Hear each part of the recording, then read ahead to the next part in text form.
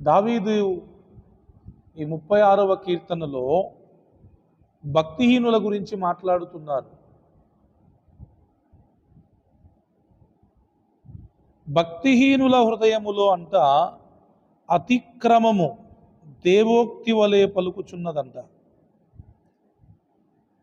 దేవుని మాటలాగా అతిక్రమము మాట్లాడుతున్నారు. అతిక్రమము చేస్తూనే దేవుని మాటల్లాగా పలుకుతున్నారు. వాని దృష్టి ఎదుట దేవుని భయము బొత్తిగా లేదు. ఎవరికి దేవుని భయం బొత్తిగా లేదు? భక్తిహీనులు. చిత్రమైన మాట 2వ వచనంలో ఉంది. వాని దోషములు బయలుపడి అసహ్యముగా కనబడు వరకు అది వాని దృష్టి ఎదుట వాని ముఖస్థుతి చేయుచున్నది. అర్థమైందా ఈ మాట మీకు? ఎవరిని ముఖస్థుతి చేస్తున్నారు అయ్యా? ఎవరిని ముఖస్థుతి చేస్తున్నారు? ఆ భక్తిహీనులు చేసే అతిక్రమం, ఆ భక్తిహీనులు చేసే పాపం, ఆ భక్తిహీనులు చేసే దోషం అంతా చేసే ఆ వ్యక్తిని ఏం చేస్తుందంట? ముఖస్థుతి చేస్తుందంటే తెలుసా, నువ్వు భలే చేస్తున్నావురా, సూపర్, ఇంకా చెయ్యి, వెరీ గుడ్ అంటుందంట. ఎవరు? వారు చేసే తప్పు, వారు చేసే పాపం, వారు చేసే దోషము వారినే పొగుడుతుందంట. ఎంత విచిత్రం! మనుషులు పొగడటం కాదు, వాళ్ళు చేసే తప్పే వాళ్ళని పొగుడుతూ ఉంది, ముఖస్థుతి చేస్తూ ఉంది. భలే చేస్తున్నావు నువ్వు బ్రదర్, భలే పాపం చేస్తున్నారు మీరు, భలే తప్పు చేస్తున్నారు, భలే దోషం చేస్తున్నారు, ఎవరికి కనబడకుండా చేస్తున్నారు, ఎవరికి దొరకకుండా చేస్తున్నారు, ఎవరు మిమ్మల్ని పట్టుకోనట్టుగా మీరు పాపం చేస్తున్నారు, సూపర్, మీరు ఎక్సలెంట్ అని భక్తిహీనులు చేసే పాపమే భక్తిహీనులను ముఖస్థుతి చేస్తుందంట. ఎప్పటి వరకు? ఎక్కడి వరకు తెలుసా? వాని దృష్టి అది వాని దోషము బయలుపడి అసహ్యముగా కనబడే వరకు, అందరికి దొరికిపోయి నీ పరువంతా పోయేంత వరకు నువ్వు చేసే పాపమే పొగుడుద్దంట. నన్ను కూడా ఒకప్పుడు నా పాపం పొగిడింది, నేను చాలా పెద్ద గ్రేట్గా ఫీల్ అయ్యేవాడిని. చాలామంది ఇగో ఈ ట్రాప్లో ఉన్నారు, పాపము యొక్క ట్రాప్లో ఉన్నారు. వాళ్ళ పాపమే వాళ్ళని పొగుడుతుంది. భలే అబద్ధాలు ఆడుతున్నావు నువ్వు, అరే భలే భలే నాగ్గా మాట్లాడుతున్నావు నువ్వు, భలే భలే చక్కగా దొరకకుండా తిరిగేస్తున్నావు నువ్వు అని మనం చేస్తున్న పాపమే మనల్ని పొగుడుద్దంట. అందుకే కొంతమంది రెచ్చిపోతారుగా. ఆగుతారా? అసలు నన్ను పట్టుకోగలిగిన వారెవరు, నన్ను ఆపగలిగిన వారెవరు, నేనెవరికి దొరకనో, నన్ను పట్టుకోగలిగిన శక్తి ఎవరికి లేదు అన్నట్లుగా వాళ్ళ పాపం వాళ్ళని పొగుడుతూ ఉంటే వాళ్ళు రెచ్చిపోయి పాపం చేసి చివరికి చిక్కబడతారు. చిక్కబడ్డ తర్వాత అప్పుడు పాపం అంతా పోయిద్ది, పరువంతా పోయిద్ది. ఒక మాట మనం ఇక్కడ జ్ఞాపకం చేసుకోవాలి, ఏ పాపమైనా డేంజరే. చిన్న పాపమైనా డేంజరే, పెద్ద పాపమైనా డేంజరే. ఈరోజు ఒకవేళ అది బయటపడకపోవచ్చు, ఈరోజు అది అందరికీ తెలియకపోవచ్చు, కానీ ఆ పాపం పండే రోజు ఒకటి ఉంటుంది. అప్పటిదాకా మన పాపం మనల్ని ముఖస్థుతి చేస్తూనే ఉంటుంది. దయచేసి దేవుని సావుకునిగా చెప్తున్నాను, దేవుని బిడ్డలమైన మనం అంత స్థితి తీసుకురావద్దు, అంత స్థితి దాకా మనం వెళ్ళొద్దు. దేవుడు మనల్ని హెచ్చరిస్తున్నప్పుడే ప్రతి పాపాన్ని మనం విడిచిపెట్టే వారిగా ఉండాలి. 3వ వచనం, వాని నోటి మాటలు పాపమునకు కపటమునకు ఆస్పదములు. ఎలా ఉంటాయి వాళ్ళ నోటి మాటలు? పాపానికి కపటానికి ఆస్పదములంటే అమ్మా అది కేరాఫ్ అడ్రస్ అంట. ఏం మాటలవి, ఏం మాటలవి. తర్వాత చూడండి, చాలా ప్రాముఖ్యమైన మాట ఇది. బుద్ధి కలిగి ప్రవర్తింపను, మేలు చేయను. అవుట్. ఎప్పుడో మానేశారు. ఏంటది? బుద్ధి కలిగి ప్రవర్తించటం ఎప్పుడో మానేశారు. ఇప్పుడు అంత వాళ్ళ ప్రవర్తన ఏంటి? బుద్ధి లేని ప్రవర్తనే. బుద్ధి లేకుండానే ప్రవర్తిస్తున్నారు. బుద్ధి కలిగి ప్రవర్తించటం మానేసి కొంతమంది చాలా నెలలు, కొంతమంది చాలా సంవత్సరాలు అయినాయంట. సీనియర్ మోస్ట్లు వాళ్ళు దీంట్లో. తర్వాత మేలు చేయడం కూడా మానేశారు. అంటే ఏంటి? బుద్ధి లేకుండానే ప్రవర్తిస్తున్నారు, కీడు చేస్తూనే బ్రతుకుతున్నారు. అలా అలవాటు పడిపోయారు. కారణం ఏంటి తెలుసా? వాళ్ళ పాపమే వాళ్ళని పొగుడుతూ ఉంది. శబాష్ బిడ్డ చెయ్యి అని వాళ్ళ పాపం వాళ్ళని పొగుడుతూ ఉంటే వాళ్ళేమో పొంగిపోతున్నారు. ఇంకా వాళ్ళ ప్రవర్తన ఎలా ఉంటుందంటే, వాడు మంచం మీదనే పాప యోచనను యోచించునంట. అసలు మంచం మీద ఎందుకు పడుకుంటారమ్మా? నిద్రపోవడానికి. మరి వీళ్ళు ఏం చేస్తారంట? పాప యోచనను యోచిస్తున్నారంట. కొంతమందికి మరి అలవాట్లు ఉంటాయి. కొంతమందిగా పడుకొని సెల్ ఫోన్ చూస్తూ ఉంటారు. పడుకోరాళ్ళు మంచం మీద పడుకొని సెల్ ఫోన్ పట్టుకొని 9 గంటలకు తొందరగా పడుకుందాం అనుకున్న వాళ్ళు 2, 3, 5 తెల్లవారుజామున అవుట్. ఇప్పుడు వాళ్ళు పాపాన్ని చూసినప్పుడు పాపపు యోచనలు వస్తాయిగా, అవునా కాదా? వాళ్ళు చూసే ఏమన్నా వాక్యమా, పాటలా? మీరు వినండి. మీరు నిజంగా వాక్యం వింటే, నిజంగా పాటలు వింటే ఒక్క మెసేజ్ కంటే ఎక్కువ వినరు, ఒక్క పాట 2 పాటల కంటే ఎక్కువ వినరు. అవుట్. మీ వికెట్ డౌన్ అయిపోయింది, అవునా కాదా? అది నాకు ఎక్స్పీరియన్స్ ఉంది. ఒక 2, 3 పాటలు పెట్టుకుందామని వింటాను, డౌన్లోడ్ చేసుకున్నవి. ఒక పాట వినేలోపే నాకు మిగతా పాటలు వినపడవు. ఇక ఒక మెసేజ్ ఇందామని పెట్టుకుంటానా, 5-10 నిమిషాలు వింటే ఎక్కువ, ఈలోపే వికెట్ డౌన్. చాలామంది మంచం మీద పడుకోవడానికి కాకుండా పాపయోచన చేయడానికి పడుకుంటారంట. వాడు మంచం మీదనే పాపయోచనను యోచించును. తప్పండి, చాలా తప్పు. మనం ఎప్పుడూ కూడా తప్పుడు ఆలోచనలు మనం మంచం మీద పడుకొని ఆలోచించొద్దు. నేను పోయిన వారం చెప్పానా, అప్పుడు మీ బెడ్రూమ్ అపవిత్రం అయిపోయింది. మీ బెడ్రూమ్ క్లీన్గా, పరిశుద్ధంగా ఉండాలంటే మీరు ఏం చేయాలి? మీ బెడ్ మీద మీరు పడుకొని పాపపు యోచనలు ఆలోచించకూడదు, పవిత్రమైన ఆలోచనలు ఆలోచించాలి, దేవుని గురించిన ఆలోచనలు ఆలోచించాలి. నేను ఈ మధ్యలో ప్రార్థన చేసుకుంటూ పడుకుంటున్నాను. రాత్రి పాటలు పెట్టుకొని పడుకోలే.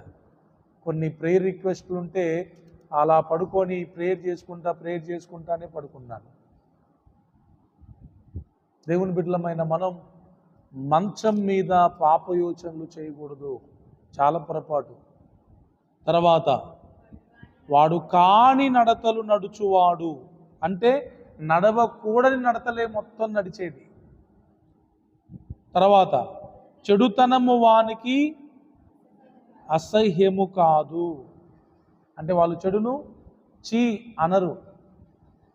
మీరు బాత్రూముల దగ్గర, అదే పబ్లిక్ టాయిలెట్స్ దగ్గర పనిచేసే వాళ్ళు ఉంటారుగా, మీరేమో ముక్కు మూసుకొని వెళ్ళిపోతారు అందులోకి, వాళ్ళేమో ముక్కు మూసుకోరు, ఏం మూసుకోరు, ఆడే కూర్చొని ఉంటారు.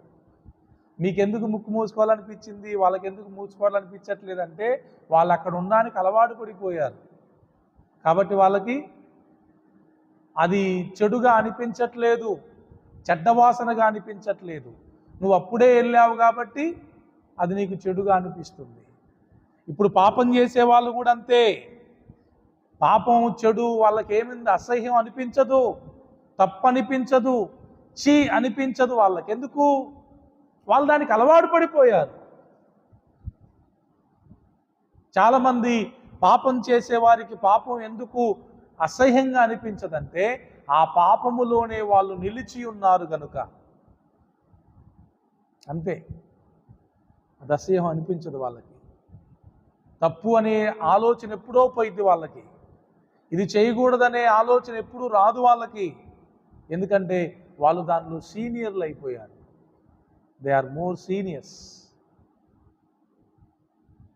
చాలామంది అదేనండి, చిన్నగా ఉన్నప్పుడే పాపాన్ని కనుక కంట్రోల్ చేసుకుంటే ఈజీగా పాపాన్ని మనం విడిచిపెడతాం, పాపం కూడా చూడండి, ఏదైనా ఒక రిలేషన్షిప్ కొద్దిగా ఉన్నప్పుడే దాన్ని ఈజీగా బ్రేక్ చేసుకోగలం. ఎక్కువైతే, స్ట్రాంగ్ అయిపోతే మనము విడిచిపెట్టలేము, వాళ్ళు విడిచిపెట్టలేరు. విడిచిపెడదామని అనుకున్న మన వల్ల కాదు. అట్లనే పాపం కూడా అంతే. మనం ఎక్కువ పాపములో మునిగి తేలిపోతే ఆ పాపములో నుంచి మనం బయటికి రాలేం. ఒకవేళ నువ్వు వద్దామన్నా అది నిన్ను రానివ్వదు. ఎందుకు సంసోను చూడండి, నాకు చాలా ఆశ్చర్యకరమైన విషయం ఏంటంటే, దెలైలేనేనామా, తెలియలానేనా ఆమెగా, వ్యభిచార ఆమె, అవునా? ఇప్పుడు ఆయన జీవితానికి సంబంధించిన ఒక ప్రాముఖ్యమైన విషయాన్ని చెప్పమని ఆయనను ఆమె అడగడమే కాకుండా ఏం చేసింది, విసిగించిందంట. ఆ మాట రాయబడింది, విసిగించింది. అది చెప్పకూడదని తనకు తెలుసు, చెప్పితే తన జీవితం మొత్తం నాశనమైపోయిద్దని తనకు తెలుసు. అయినా విసిగించిన, బాధ పెట్టిన ఆమె దగ్గర నుంచి ఆయన ఎందుకు బయటికి రాలేకపోయాడు? ఈమె దగ్గర నేను ఉండవేంటి అని బయటికి రావచ్చుగా, వెళ్ళిపోవచ్చుగా. వెళ్ళిపోయాడా? ఏమన్నా భార్య ఎన్నన్నా ఆడుండడానికి చెప్పండి. భార్య అంటే తప్పదు, పెళ్ళి భార్య కాబట్టి ఎన్నన్నా కలిసి ఉండాలి కాబట్టి ఉంటాం, ఓర్చుకొని భరించుకొని. మరి ఒక వేశ్య దగ్గర నుంచి ఎందుకు ఆయన బయటికి రాలేకపోయాడంటే, వేశ్యకు ఆయన అంత కనెక్ట్ అయ్యాడు. ఇప్పుడు సంసోను జీవితం మొత్తం సర్వనాశనం అయిపోయింది ఆమె వల్లనేనా కాదా? నాకు ఆశ్చర్యం అనిపించింది. అసలు ఆమెతో ఏమకే పని? ఇంకా నాకు వచ్చిన ఆలోచన ఏంటి తెలుసా, వేశ్య ఒక్కతే ఉందా? వేశ్యలు చాలామంది ఉన్నారుగా. అవసరమైతే ఈమెను విడిచిపెట్టి ఇంకొక వేశ్య దగ్గరికి వెళ్ళొచ్చు కదా, ఈ సీక్రెట్ ఎందుకు చెప్పాలి అని ఆలోచన చేస్తే నాకు అనిపించింది ఒకటే, ఆ వేశ్యకు ఆయన అంత బాగా కనెక్ట్ అయిపోయాడు. దేవుణ్ణైనా విడిచిపెట్టడానికి సిద్ధంగా ఉన్నాడు కానీ తన బలాన్నైనా, పరిశుద్ధాత్మ దేవుణ్ణైనా తాను కోల్పోవడానికి సిద్ధంగా ఉన్నాడు కానీ ఆ వేశ్యను విడిచిపెట్టడానికి ఆయనకి మనసు రాలేదు. ఎంత భయంకరమండి అది. మీరు కూడా ఆలోచించేయండి దీని గురించి. ఇప్పుడు ఆయన ఏమన్నా ఆమెకి ఏమన్నా నిబంధన చేసుకున్నాడా, లేకపోతే ఏమన్నా చుట్టమా ఆమె ఆయనకి? ఈజీగా ఇబ్బంది కలుగుతుంది, బయటకు వచ్చేయచ్చు కదా. ఆ రోజున వేశ్యల గృహాలు ఎన్నో ఉండేవి. ఈమె కాకపోతే ఇంకోటి, ఈమె కాకపోతే ఇంకొక ఆమె, అలా రావచ్చు కదా, కానీ రాలేకపోయాడు. కారణం ఏంటంటే ఆయనకి పాపము, చెడుతనము అసహ్యం అనిపించలేదు. అంటే అంత తేలిపోతున్నాడు ఆ పాపములో ఆయన, అంత మునిగిపోతున్నాడు ఆ పాపములో ఆయన. అందుకే తన జీవితం మీదనే తనకు అసహ్యం వచ్చింది. ఈ బాగా పాపాన్ని కనెక్ట్ అయిన వాళ్ళు ఇప్పుడు బాగానే ఉంటుంది, కానీ ఒకానొక రోజు వచ్చినప్పుడు ఇక వాళ్ళ మీద వాళ్ళకే విరక్తి కలిగి వాళ్ళని వాళ్ళే చంపేసుకుంటారు. ఇప్పుడు ఎక్కువ సినిమా ఇండస్ట్రీలో ఆత్మహత్యలు జరగడానికి గల కారణం ఏంటి? బెంగళూరులో రిచ్ సిటీ, ఇండియాలోనే ద రిచెస్ట్ సిటీ అది. ఎందుకు ఎక్కువ మంది ఆత్మహత్యలు చేసుకొని చచ్చిపోతున్నారంటే వారి పాపం ఒక రోజున వారి జీవితం మీద అసహ్యం కలిగేటట్లుగా చేసి వాళ్ళని వాళ్ళే చంపుకునేటట్లుగా చేస్తుంది. పాపం ఎప్పుడూ మొదట్లో తీయగానే ఉంటుంది, కానీ చివరికి వచ్చేసరికి అది చాలా చేదుగా ఉంటుంది. ఆ చేదును భరించకపోవడాన్ని బట్టే వాళ్ళని వాళ్ళు చంపుకునేవారిగా ఉంటారు. భక్తిహీనులు. మా ఫ్రెండ్ ఒక ఆయన, నేను ఇంటర్మీడియట్ అయిపోయింది, నేను జాబ్ కోసం హైదరాబాద్ వెళ్ళిపోయాను. మా ఫ్రెండ్ అశోక్ నగర్లో ఉండేవాడు నరసింహారావు. ఆయన డిగ్రీ చేస్తున్నాడు ఇక్కడే ఉండి. ఆయన పాస్ అయ్యాడు, నేను ఫెయిల్ అయ్యాను. ఇంటర్మీడియట్ ఫ్రెండ్స్ మేము. ఆ తర్వాత ఆయన ఒక స్త్రీకి కనెక్ట్ అయ్యాడు, ఒకడే కొడుకు. అది ఎలా అయ్యాడో నాకు తెలీదు. నాకు ఒక మాట చెప్పాడు ఆమె గురించి. నేను ఇక్కడ ఉన్నప్పుడే ఏదో పని మీద వచ్చాను, అక్కడ ఉన్నాను. నా దగ్గరికి వచ్చి పలానా వ్యక్తితో నా రిలేషన్షిప్ ఇలా ఉంది అని చెప్పాడు. అప్పుడు మేమంతా ఇక అట్లాంటి వాటికి పెద్ద అది తప్పు, ఇది చేయకూడదు అని చెప్పే అంత లేదు. కాలేజీ కదా, అబ్బా వెరీ గుడ్ షబాస్ అనే స్థితే తప్ప నువ్వు ఎందుకు ఎట్లా చేస్తున్నావు అనేది లేదు. ఆమె కూడా మళ్ళీ ఆమె ఏమి యవనస్తురాలు కాదు, పెళ్లి కాని స్త్రీ కాదు. అప్పటికే ఆమె చాలామందిని ట్రాప్ చేసింది, తెలుసు నాకు ఆ విషయం. కానీ ఇవన్నీ ఏం చెప్పలే ఆయనకి. ఆయన చెప్పాడు, నేను అది విన్నాను. ఇంకా నేను నా సైడ్ నేను వెళ్ళిపోయాను. ఇంతకుముందు ఎలాగైతే ఆమె కొంతమందిని ట్రాప్ చేసిందో మనోడిని కూడా కొంతకాలానికి ట్రాప్ చేసింది. మనోడేమో జెన్యూన్గా ఆమె వెంట తిరుగుతున్నాడు, ఆమెమో ఆమెకు అది అలవాటు అయిపోయింది. ఇది తెలియదు కదా. ఒకసారి ఆమె దగ్గరికి నేను వెళ్ళేసరికి ఇంకొక ఆయనతో ఆమె ఉంది. అది చూసి తట్టుకోలేక ఉరేసుకొని చచ్చిపోయాడు.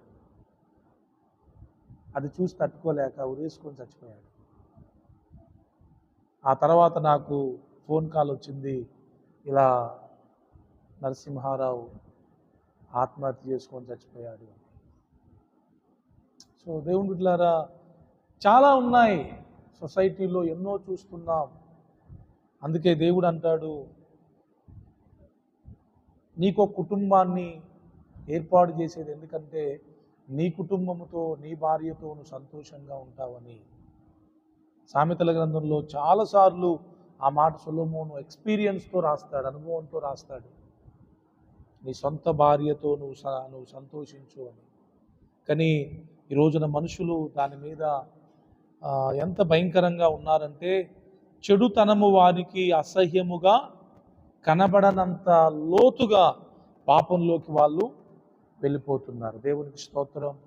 సో నేను ఇది కాదు మీకు చెప్పాలనుకుంది, జస్ట్ ఏదో ఆ మాటలు బాగున్నాయని 4 మాటలు చెప్దామని ఆ 36వ కీర్తనలో 4 వచనాలు మీకు చెప్పాను. ఓకేనా? ప్రతి ఒక్కరిని వారి పాపం పొగుడుద్దంట. ఏంటి హైలైట్స్ ఏంటి ఇప్పుడు ఈ 36వ కీర్తనలో? ప్రతి ఒక్కరిని వారు చేసే పాపమే వారిని ముఖస్తుతి చేసిద్ది, పొగుడుతుంది. శబాష్, very good, super, excellent, continue, carry on. వెనకుండి ఎవరో మనల్ని ముఖస్తుతి చేయటం పొగట్టం కాదు, మనం చేసే పాపమే మనల్ని పొగుడుతుంది. ఎప్పటిదాకా పొగుడుద్ది? మనం పాపం చేస్తూ పట్టబడే అంతవరకు అది మనల్ని పొగుడుతూనే ఉంటుంది, పట్టబడే అంతవరకు. ఆ తర్వాత రెండో హైలైట్ ఏంటి? వాళ్ళ నోటి మాటలు పాపానికి కపటానికి క్యారాఫ్ అడ్రస్గా ఉంటాయంట. వాళ్ళ మాటలు అంతే. మూడవది ఏంటి తెలుసా? బుద్ధి కలిగి ప్రవర్తించటం, మేలు చేయటం వాళ్ళు ఎప్పుడో మానేశారు. వాళ్ళకు ఒకటి అర్థమైతే, నీతిగా ఎవడు బతుకుతాడు, న్యాయంగా ఎవడు బతుకుతాడు, ఎవరు బతుకుతున్నారు అసలు, ఎవడు పరలోకం పోతాడు, అందరు నరకానికి, అందరు అలాంటి వాళ్ళే, ఈ మాత్రం దానికి నేనెందుకు నీతిగా బ్రతకాలి, అయినా నేను బ్రతకలేను, ఉన్నంతకాలం హ్యాపీగా ఈ జీవితాన్ని ఎంజాయ్ చేస్తాను అని వాళ్ళు ఫిక్స్ అయిపోయి బుద్ధి కలిగి ప్రవర్తించటం, మేలు చేయడం మానేసేసారు వాళ్ళంతే. అలా మానేసి చాలా కాలమైంది. అలాంటి వాళ్ళు చేసే ఇంకొక తప్పు ఏంటంటే, వాళ్ళు మంచం మీదనే పాపపు యోచన చేస్తారు, కాని నడతలు నడుస్తారు. చివరికి వాళ్ళు చేసే తప్పు వాళ్ళకు తప్పుగా అనిపించదు, ఇంకా గ్రేట్గా ఫీల్ అవుతారు. They will feel very great. దేన్ని బట్టి? వాళ్ళు చేసే పాపాన్ని బట్టి. సిగ్గుపడాల్సింది పోయి ఏం చేస్తున్నారక్క? అతిశయిస్తున్నారు. అటువంటి వారి జీవితం చివరికి వాళ్ళ ఎండింగ్ చాలా భయంకరంగా ఉంటుంది. నిత్యత్వంలో వాళ్ళ పరిస్థితి ఇంకా భయంకరంగా ఉంటుంది. ప్రభు అటువంటి వారికి సహాయం చేసి రక్షించునుగాక. కళ్ళు మూసుకుందామా?